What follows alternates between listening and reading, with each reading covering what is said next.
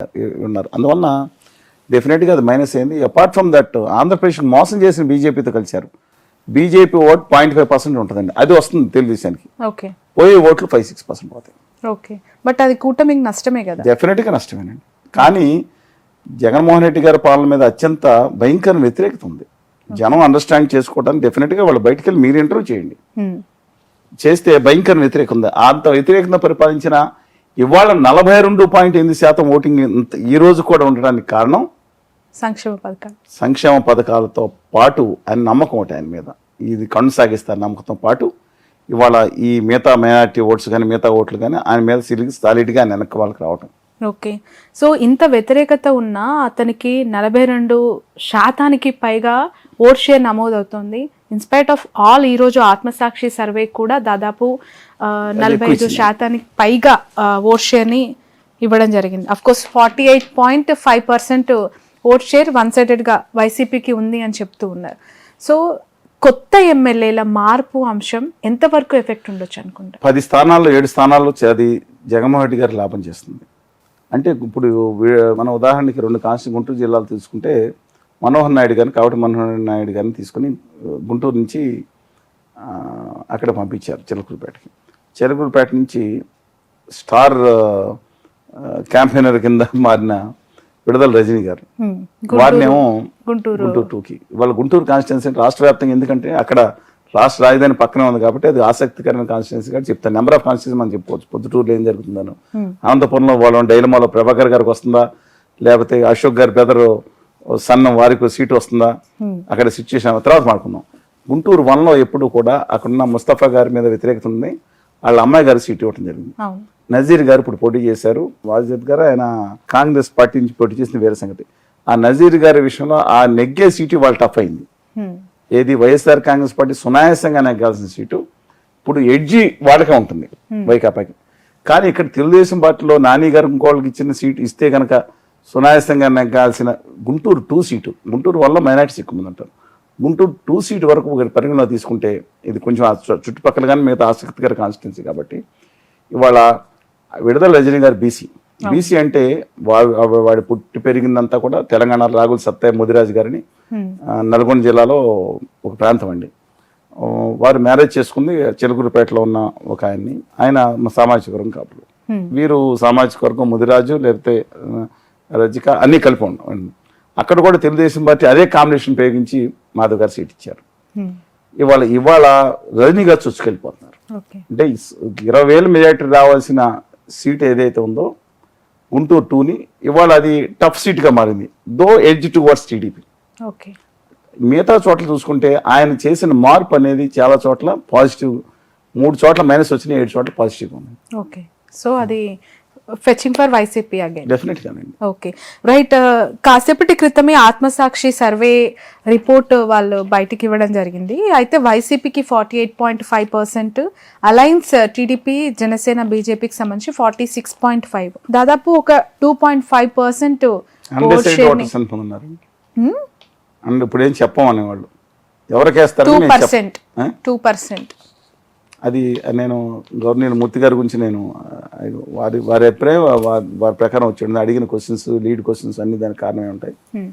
వేరేది దాదాపు కొన్ని వేరే సర్వే ప్రకారం నేను గమనించినప్పుడు మార్పు వచ్చింది. డెఫినెట్గా నా అభిప్రాయం ప్రకారం 45.2% ఏదైతుందో ఓటింగ్ అది మార్చి 10 నాటికి కాంప్రహెన్సివ్ సర్వే కానీ దాంతోపాటు నా మిత్రులు నా సహచరులు ఇచ్చిన సమాచారం ప్లస్ ఇంకొక తెలియని సోర్స్ తర్వాత మీకు చెప్తాను. ఆ 3 సోర్సుల ప్రకారం కూడా పరిగణలో తీసుకుంటే 42.8 దగ్గర కన్ఫర్మ్ అయిపోతుంది, పెరగట్లేదు వైఎస్ఆర్ కాంగ్రెస్ పార్టీకి. 45.3% అంటే 2.5% డిఫరెన్స్ ఆధిక్యతతో తెలుగుదేశం పార్టీ జనసేన బీజేపీ అంటే నాకు నమ్మక ద్రోహం చేసిన పార్టీ అని ఉందండి. అప్పుడే కనుక పొత్తు వచ్చిన నేపథ్యంలో అది ఎవాల్యుయేట్ చేసుకోవడానికి 20th వరకు పడుతుంది అనుకోండి. అందువల్ల నాకు ఇష్టం ఉండకపోవచ్చు, అది వేరే ఉద్యమకాటి కింద. కానీ వాస్తవాలు చెప్పవలసినప్పుడు బీజేపీతో కలిసిన తర్వాత కూడా 45.3% ఓటింగ్ ఉంది. కానీ దీంట్లో వచ్చిన గణనీయమైన తేడా ఏంటంటే గత సర్వేస్కి ఈ సర్వేస్కి కాంప్రహెన్సివ్ డీటెయిల్డ్ అనాలిసిస్ చేసిన వాటికి తేడా ఏంటంటే 1.1% ఎవరు నోటాకు ఉంది. 1.4 చిల్లర. అన్డిసైడ్ ఓట్లు 6.9, 6.8కి వెళ్ళిపోయారండి. ఓకే. 4% ఉండే అన్డిసైడ్ ఓట్స్ బహుశా ముస్లిమ్స్ కానీ మిగతా మైనారిటీస్ కానీ వాళ్ళు డెసిషన్ నుంచి మార్చుకుని వేవరింగ్ మైండ్లో ఉండి పక్కన ఉండి ఉంటారు. ఏమని అలా ఎవరు ముఖ్యంగా కన్ఫ్యూజ్ అయిపోంటారు. ఈయన తెర వెనకున్నారు, ఆయన తెర ముందు అంటున్నారు. ఈ బీజేపీతో మనకి ఎలాగా, లేకపోతే ఏం చేస్తున్నాం, అసలు ఆంధ్రప్రదేశ్కి హోదా విభజన హామీలు అందరూ ముంచేస్తున్నట్టున్నారు, మనం ఎవరికి వేయాలి? పన్ను షర్మి గారు అండ్ అదర్ పార్టీస్కి 3.9% ఓటింగ్ ఉంది. శర్మ గారికి సిపిఐ సిపిఎంకి ఇతర ఇండిపెండెంట్స్కి 3.9% ఓటింగ్. ఇప్పుడు ఎవరైతే న్యూట్రల్స్ ఉన్నారో they play a very vital role now. ఇది చాలా అంటే జన్మ కొన్నప్పుడు వారు వన్ సైడ్ అయిపోయింది, తెలుగుదేశం 140 సీట్లు లేకపోతే 140 లేదండి పరిస్థితి. కానీ ఇవాళ కూడా టిల్ట్ జనసేన, తెలుగుదేశం, బీజేపీ కూటమి వైపే ఉంది.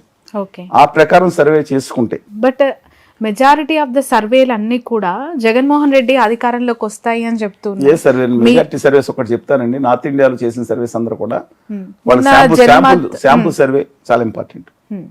ఈ శాంపుల్ సర్వేస్ ఎవరైతే ఉన్నారో దానికి లీడ్ క్వశ్చన్స్ ఇంపార్టెంట్. అక్కడ స్థానికులను చేయాలి. ఇప్పుడు ఆంధ్ర యూనివర్సిటీ విద్యార్థులు కూడా చేస్తూ ఉంటారు. ఓయూ విద్యార్థుల కంటే అటాచ్మెంట్స్ తక్కువ ఉంటాయి. ఇతర ప్రాంతాల తెలుగు వచ్చి ఉండాలి కదండి. అందుకని ఓయూని తర్వాత కేయూ కాకతీయ యూనివర్సిటీ విద్యార్థులను అక్కడ పంపించాల్సి ఉంటుంది కొన్ని చోట్లకి. అంటే కొన్ని కాషన్స్ తీసుకోవాల్సి ఉంటుంది. తర్వాత లీడ్ క్వశ్చన్స్ అనేది వాళ్ళు ఎంత తెలివిగా ఉన్నారంటే ఓటర్స్ అండి, వాళ్ళకి వెళ్ళి చెప్పమంటే చెప్పట్లేదు, వాళ్ళతో కూర్చోవాలా. ఎలా ఉన్నావు, భోజనం చేస్తున్నావా, ఏం చేస్తున్నావు, రాత్రి ఇలా ఉన్నావు, ఏమీ లేదా, బయటకు వచ్చాను, మాడు కూర సరిగ్గా పెట్టలేదని చెప్పాడు. అప్పుడు వాడు మనకు ఆన్సర్ చెప్పే. దీనికి ఎంత టైం పడుతుంది? వాళ్ళు కరెక్ట్ ఎన్యూమినేటర్స్కి హైలీ పెయిడ్. ఇప్పుడు వారు కూడా ఆ సంస్థ కూడా పెయిడ్ చేస్తుంది గట్టిగానే, ఐమ్ నాట్ డినైయింగ్ దట్. కానీ చాలా ఓపికతో కూర్చు చేయాల్సిన సర్వే ఇది, చిన్న విషయం కాదండి. ఈ టైం లోపల మళ్ళీ మారిపోతుంది, కొత్త వస్తుంది. మొత్తం సర్వే చేయడానికి 15 days 10 days పట్టింది అనుకోండి, ఎవాల్యుయేషన్ చేయడానికి 4-5 days పడుతుంది. ఈ లోపల కొత్త మార్పు వస్తుంది, బీజేపీ కలిసిందా లేదా ఇంకోటి. అందువల్ల ఈ నేపథ్యంలో పాలిటిక్స్ డైనమిక్ ఉంటాయి. మొన్నటి వరకు వచ్చిన 10 వరకు చేసిన సర్వే, 20 వరకు ఎవాల్యుయేట్ చేసిన సర్వే ప్రకారం ఖచ్చితంగా తెలుగుదేశం జనసేన కూటమి అధికారంలోకి వచ్చేటట్టుంది. ఇంతకుముందు 2 నెలలతో పోల్చుకుంటే వైఎస్ఆర్ కాంగ్రెస్ పార్టీ 47 నుంచి 52 సీట్ల నుంచి 70 సీట్లు పెరిగింది అనిపిస్తుంది. అంటే వైఎస్ఆర్ గ్రాఫ్ కొంచెం పెరుగుతుంది. I don't know the reason behind that, more probably because of this alliance or ఒక ఇది కానీ. అందువల్ల ఈ నేపథ్యంలో మనం తీసుకుంటే ఈ అన్నీ కూడా ఇవాళ క్యాండిడేట్స్ దాదాపుగా ఫైనలైజ్ అవుతున్నారు. ఏప్రిల్ 10వ తారీఖున మేనిఫెస్టో వైఎస్ఆర్ కాంగ్రెస్ పార్టీ ప్రకటించబోతుంది. ఆ లోపు మరింత క్లారిటీ వస్తుంది. ఇవాళ జగన్మోహన్ రెడ్డి గారు manifesto is playing cards close to his chest. ఆయన మేనిఫెస్టో బయటకు వచ్చి ఆయన ఎలక్ట్రిసిటీ గురించి డెఫినెట్గా తెలంగాణలో ఇచ్చినప్పుడు 200 యూనిట్ల 150 యూనిట్ల ఎందుకంటే ఎస్సీలకి మేము యోజన ఇవ్వడం మొదలుపెట్టారు ఫ్రీగా. అంటే అది మంచిదా కాదనేది నేను తర్వాత మాట్లాడతానండి. కానీ అది గనక పెడితే అంటే ఉద్యమ గార్డుగా వేరు మళ్ళీ విశేషణ అది గనక పెట్టి, అలాగే అంగన్వాడీ వర్కర్స్కి మొన్న చేసిన అన్యాయం ఏదైతే ఉందో డిస్మిసల్ చేస్తానని ఆర్డర్స్ కానీ వీటి మీద అలా కొన్ని విషయాల్లో చర్యలు తీసుకోపోతే మాత్రం, అది పోతే చర్యలు తీసుకుంటే మళ్ళీ ఈ విల్ బ్యాక్ ఇన్ టు ఫైట్లో ఉంటారండి. ఇవాళ వాళ్ళ అభిమానులు అన్నకు 150 అంటే ఒకళ్ళు అంటారు 150 కాదన్న 200 వస్తాయి. 150 క్వశ్చన్ లేదు, మా బాస్కి 200 వస్తాయి అంటారు. అలాగే జనసేన కూటమి జనసేన ఫ్యాన్స్ లేకపోతే తెలుగుదేశం ఫ్యాన్స్ 200 గెలుస్తూ ఉంటుంది. రేపు ఇష్యూ ఇవాళ ఉన్న ప్రకారం ఇది అర్థం చేసుకుంటే ఎవరికాళ్ళు జాగ్రత్త పడవచ్చండి. తెలుగుదేశం పార్టీ కూడా జాగ్రత్త పడవచ్చు ఎవరికాళ్ళు. బట్ నా ఉద్దేశం ప్రకారం ఇది మాత్రం టఫ్ కాంపిటీషన్ ఉండాలంటే అలాంటివి అయితే, ఎందుకంటే జగన్మోహన్ రెడ్డి గారి మీద నమ్మకం ఉంది, చెప్తే చేస్తాడండి. చంద్రబాబు నాయుడు గారి గేమ్ వేరండి. ఆయన 4C చేస్తారు, అభివృద్ధికి ఏం చేస్తారు దాని మీద నమ్మకం చంద్రబాబు నాయుడు గారికి. ఇది హామీ ఇచ్చి చేస్తారని నమ్మకాలు జగన్మోహన్ రెడ్డి గారు కూడా 2 CPS 2-3 ఫెయిల్ అయ్యారు, మిగతా అమలు చేస్తున్నారు. నేను దాంట్లో పెట్టలేదు కదా మేనిఫెస్టోలు అంటున్నారు కొన్ని. అందుకని నా అభిప్రాయం ప్రకారం ఆయన హామీ ఇస్తే మాత్రం అగైన్ కాంపిటీషన్ టఫ్గా ఉంటుందండి. 100 స్థానాలు ఉన్నాయి వాళ్ళ, 100 నుంచి 105 స్థానాలు జనసేన తెలుగుదేశం కూటమికి. ఇవాళ తర్వాత రేపు మార్చండి. మేనిఫెస్టో వచ్చిన తర్వాత మళ్ళీ అగైన్ మేనిఫెస్టో రావటం, ఈయన యాత్ర మొదలు పెట్టారు కదా 27 నుంచి యాత్ర నుంచి 10వ తారీఖు బస్సు యాత్ర. అందుకని లెటర్స్ వెయిట్ అండ్ సీయండి ఏం జరుగుతుంది. అటు సిద్ధం సభలు ఇటు కూడా జగన్మోహన్ రెడ్డి గారికి అగ్నిస్ట్గా వీళ్ళు కూడా మేము కూడా యుద్ధానికి సిద్ధం అని సంసిద్ధం అని వీళ్ళతో పాటు మధ్యలోనేమో షర్మిల గారు. అందుకని చూద్దామండి మాకు ఏం జరుగుతుందో. కానీ రాష్ట్రంలో ఎవరు కోటేయాలో కూడా మేము స్పష్టంగా చెప్తాము. కానీ ముందే చెప్తాం, ఉత్తర భారతీయ జనతా పార్టీని మాత్రం ఓటేస్తే ఇక ఈ దేశంలో ఎన్నికలు ప్రజాస్వామ్య ఎన్నికలు ఉండే పరిస్థితి ఉండదు. దయచేసి ప్రతి ఒక్కళ్ళు మీరు 10 మందికి చెప్పండి. రాష్ట్ర హక్కుల కోసం, ఆత్మగౌరవం కోసం మీరు అసెంబ్లీలో ఎవరికి వేస్తారో మనం మాట్లాడుకుందాం, కానీ పార్లమెంట్లో తుక్కుగా ఉత్తర భారతీయ జనతా పార్టీ అండుకొని ఓడించండి అని మనం చేస్తున్నాం. Right, thank you so much sir, me valuable టైంని మాకు కేటాయించినందుకు. మీ సర్వే రిపోర్ట్స్ లేదంటే మీ రియాలిటీస్ ప్రకారం అలయన్స్కి ఇప్పుడు ఎడ్జ్ ఉందని చెప్తున్నారు. లాస్ట్ టైం మీరు థ్యాంక్స్ చెప్పలేను, కాంగ్రెస్కి ఏ విధంగా చెప్పానో ఎలా వచ్చిందో చూశారు మీరు. రైట్, ఓకే, చూద్దాం. ఎందుకంటే ఇంకెన్నో రోజులు లేదు, దాదాపు 50 రోజుల సమయం. మీరు మొదటిసారిగా అలయన్స్కి ఎడ్జ్ ఉందని చెప్తున్నారు, కానీ చాలా సర్వేలు బోటాబోటీగా వైసీపీకి అవకాశం ఉంది గవర్నమెంట్ ఫామ్కి అని చెప్పి 141 స్థానాల పైన వస్తాయని చెప్పాను లాస్ట్ టైం వైకాపాకి. దాంతో కొంతమంది మాటలే పని చేశారు. మా మిత్రులు పెద్దలు నరసింహ గారు నాతో సంవత్సరాలు మాట్లాడే మెదడు తగువైంది. దివంగతులు అయినారు కదా, ఆయనతో పాటు టీడీపీ అధినేత పక్కనుండి ఆయన కూడా మాట్లాడితే మాకు తగువే. నేను ఎన్నికలు అయిపోయిందో చెప్పానండి, నాకేమన్నా ఉంటుందని చూసి చెప్పాను. లాస్ట్ టైం జగన్పాటి గాలిగోపాల్ గారు, సార్ ఆయన పేరు మర్చిపోయాను, విజయవాడ ఎంపీ కేశినేని నాని కాదండి, ఇంతకుముందు జగన్పాటి కాదు, లగడపాటి రాజగోపాల్ గారు అనే వ్యక్తి నాలుగు కప్పుకున్న చాలా కాలం మీద రాజకీయాల్లో. వారేమో సర్వే చేసి ఓడిపోతాడు కేసీఆర్ గారు అన్నారు. నమ్మొద్దు ఇలాంటి సర్వేలని. బహిరంగ ప్రకటించా, టీవీలో ప్రకటించా, ఫేస్బుక్లో పంపించాను 80 స్థానాల పైన నెగ్గుతాయని. లక్కీగా నేను చెప్పింది నిజమైంది. అంతమించి ఒక్కసారి మారుతూ ఉంటాయి. ఫస్ట్ సార్ ఇప్పుడు వాళ్ళు చెప్పాను కదండి, అల్టిమేట్గా ఎన్నికలు అయ్యేటప్పుడు ఫైనల్గా వస్తుంది. ముందు ఏమవుతుందంటే సిచ్యుయేషన్స్ బట్టి కొంచెం వెంటనే అర్ధరాత్రి మారిపోయే సిచ్యువేషన్స్ ఏమి ఉండవండి ప్రజల్లో. ఉన్నట్టుండి ఏదో భూగోళం దద్దరిపినట్టు మారవండి. అందువల్ల స్లోగా 125, 130 స్థానాలు అనుకున్న తెలుగుదేశం, జనసేన, వామపక్ష కూటమి, వాళ్ళు తెలుగుదేశం ఈ కూటమితో 101 స్థానాలకు వచ్చినాయి. 40 స్థానాలు అనుకున్న 45 స్థానాలు అనుకున్న వైఎస్ఆర్ కాంగ్రెస్ పార్టీ 74 స్థానాలు పెరిగింది.